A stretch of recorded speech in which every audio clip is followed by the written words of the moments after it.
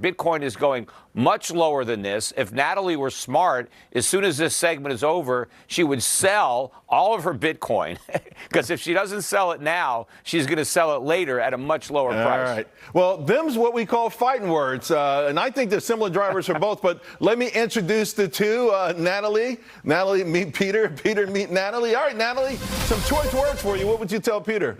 Oh, I know, Peter. And you know what? Bitcoiners don't feel the need to constantly attack gold because we're not threatened by gold. And the reason that we have this failed fiat experiment that has impoverished our nation is because of the defects of gold. The fact that it's not easily portable, it's not easily verifiable, it doesn't offer instant final global settlement. And so you know what? Centralized authorities hijacked it, they papered over it, and we have a system of leverage and rehypothecation that hurts the working class. Bitcoin is immune to all of that. It is the savings account for billions of people that we really need and can most rely on, and it offers that final global settlement that we need. And so gold is the analog version of sound money, but Bitcoin is the digital version, and that's why it's going to be the faster horse in this race. Peter?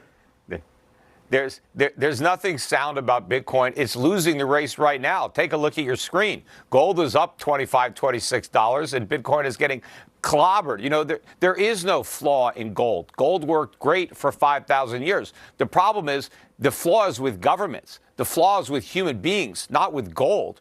But Bitcoin is really flawed because it doesn't have any actual value. Gold is the most useful metal on the periodic table.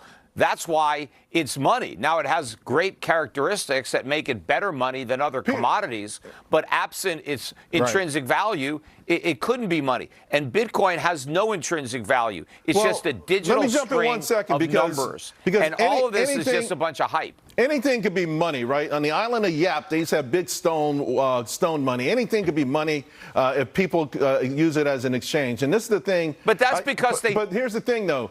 You have to admit, Bitcoin is on the rise. Wall Street has embraced it.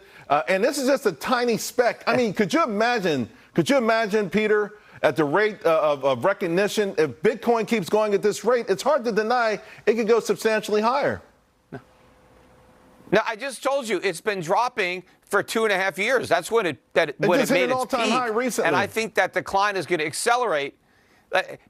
It does not keep going up. They suckered in a bunch of people. Wall Street didn't embrace it. They're just trying to make a buck off it. I mean, these big Wall Street firms aren't buying any Bitcoin with their own money. This is their customers' money that are dumb enough to buy it. They're just booking the bets. They're operating the casino. They're not at the blackjack tables or the roulette wheels. That's their customers that are doing that. Natalie wants to jump back in.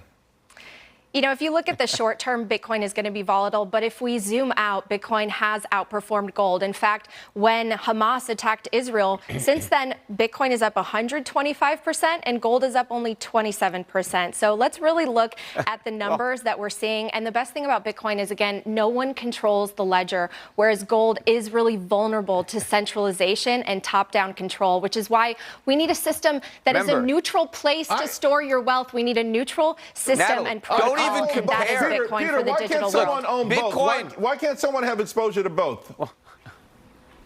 Yeah, well, first of all, Bitcoin has outperformed everything. So don't compare it to gold. It's outperformed stocks, real estate, bonds, collectibles. That's because it's a gigantic bubble. No, if you want to own Bitcoin, I don't care. If you want to lose money in Bitcoin, go right ahead. Doesn't bother me.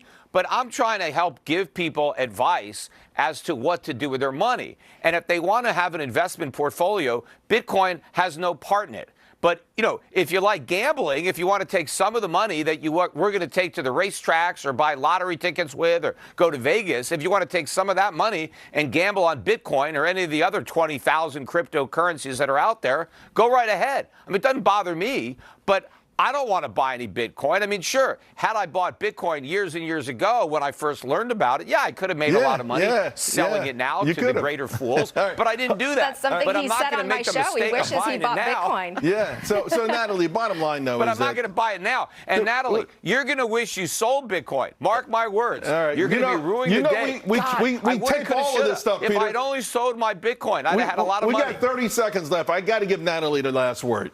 I think I think the American dream has really been hijacked. We tried gold. It didn't work. It was papered over. That system has failed the American people. And Bitcoin does provide hope for us, the working class. We want to be able to work for something that has to be measured by a free market so that we can see real value emerge, as opposed to being captured by politics and bureaucracy, which ultimately is a system that benefits the few at the expense of everyone else. And it's a system in which the politically connected and the special interest groups really are at the top. And so we need a system that is for the people. Bitcoin is for the people. Natalie, thank you very much. Peter, thank you very much. Liz Claman, over to you. I was enjoying that.